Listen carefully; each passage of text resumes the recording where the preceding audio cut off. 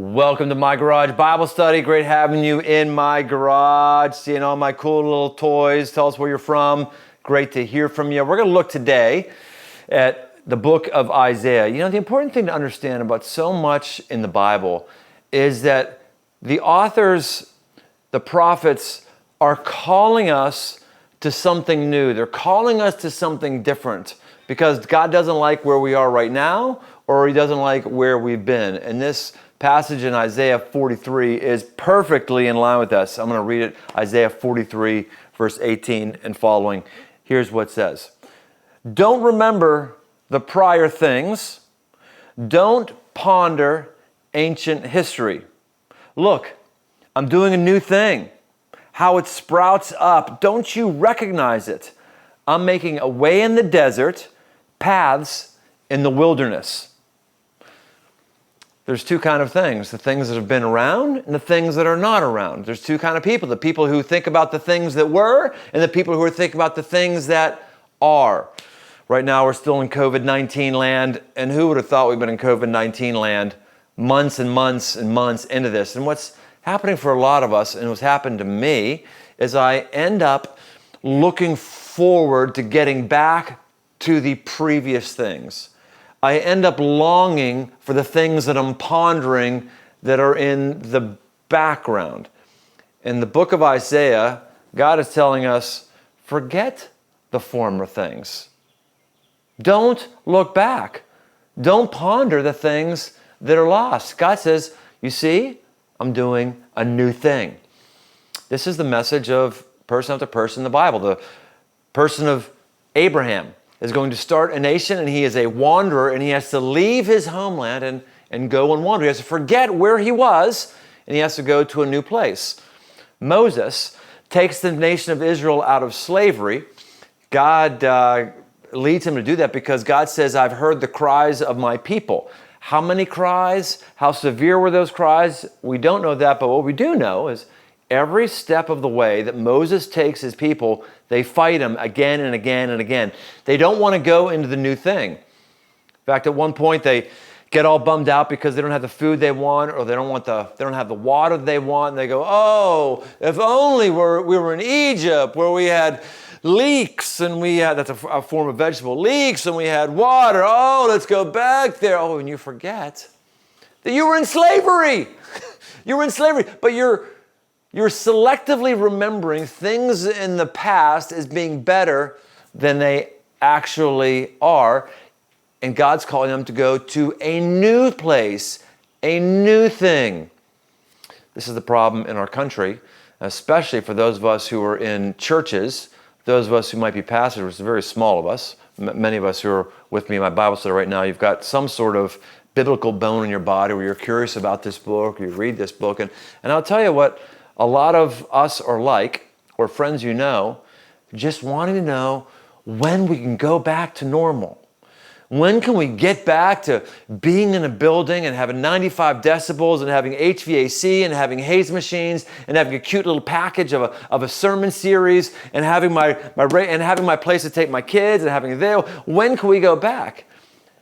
And you know what God says to us right now? Same thing He says to Isaiah. Forget the previous things. Don't ponder the way things were. It's dead. It's not coming back. Consider the new thing I'm doing, the thing I'm looking to do in the future. Our stress is going to be higher the further back we look. The further back you look in your life, the more stress you have right now. The more maybe depression you have right now. The more grief you have right now. I've shared with some folks I'm dealing with low-level depression. My depression is manifesting itself in markers that you see in the National Institute of Health website that men deal with. I'm not sleeping as well. I'm more irritable. I'm more angry. Traditional hobbies I have, I'm not doing. Like, I don't remember the last time I've worked on a bike. I would invent things to go wrong with my motorcycle just so I could tear it apart. I haven't worked on my bike at all for 4 months. So I've got a level of, depression that could be, or some have said, well, I don't know if you have depression, you might be having grief. Grief is about loss. We've all lost a lot. I've lost church the way I like it to be. I've lost movie date nights with my wife. I've lost my normal workout routines. I've lost my normal rhythms with my friends, going and doing things we want to do, hang out at a bar, whatever. I've lost those things. I've lost predictability. I've lost things that I did for decades that I'm not doing. So is it depression? Is it grief? Or is it just the spiritual unhealth that Isaiah talks about of longing too much for the things that are in the past? Friends, I'm telling you, the more you're about the past, the more dry you're going to be. That's why God says, look, I'm doing a new thing. And actually what he says, I'm doing a new thing, and see how it sprouts up? Don't you recognize it? Don't you see it? Can't you see that there's new things that God may be doing in you? Can you see that you're having more opportunities to have conversations with your friends or your spouse? Can you not see that you're maybe dealing with addictive patterns, or you're seeing potential future addictions in your life that you wouldn't have seen before? Can't you see that you're recognizing that you can't control your life, and that maybe you're growing in awareness of the control of God and the sovereignty of God? Can't you see it? And God says, he says, I'm making a way in the desert, paths in the wilderness. Now, I don't know why this version that I'm reading here says paths. Every other version I've read, and in the original Hebrew, says it's springing forth rivers. God's bringing forth rivers, springs of life inside of our wilderness. We're always in a wilderness when we pass from the life that we understood, the life that we had systems for, between that place and the place where God's taking us, which is a lush place, which is maybe a garden, or maybe in the book of Revelation is seen as a city where things are in order and all things are going well. It's a place of prosperity. This place from the old, the systems we had, to the place of the newness, there's always a wilderness that's in between. There's always a borderland. There's always a no man land. There's always a desert period. Everyone goes through these. Jesus had a desert period of 40 days before he came into his own, where he went without food and water in the wilderness for 40 days before he started his ministry and things started popping. 40 days. We're past 40 days, thankfully we have food and water. But you've got to see that God just springs forth enough nourishment to keep you going.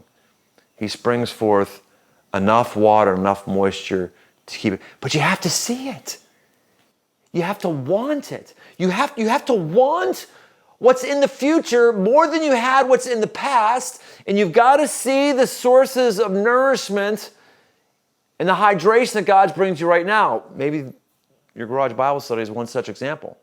You didn't have a garage Bible study to be a part of months ago. You do now, because God's popping something up for you. Friends, let's stop being like everybody else who wants the past, who wants to go back the way things were. We're not going back to the way things were.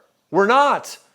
Our country is not going to be the same. And even if COVID-19 expires and a vaccine comes out and everything's okay, the next one's right around the corner, because the next time there's SARS or bird flu or whatever it is, we're going to have restrictions coming. I'm sorry to be the bearer of bad news, but we're not going back to the way things were. If we do, if God takes us back there, wonderful, glory, glory, hallelujah, glory. But you cannot structure your life. God's about the new. He's about the new thing. Let's go to the new thing and let's see the things that he's springing forth right in our midst. And when we do that, we'll have less depression, we'll have less grief, we'll have less frustration, we'll have less anger, and we'll have more of him.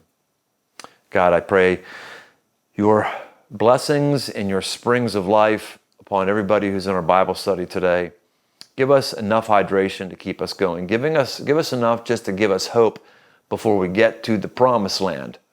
Give us something that we can't give ourselves. And God, we're sorry for longing for the old. We're sorry for being mad that we don't have the old. We want to look forward to the future, and we want the new thing that you're doing. I pray these things according to your name, Jesus. Amen. Well, let's sing about that. let's have a connection with God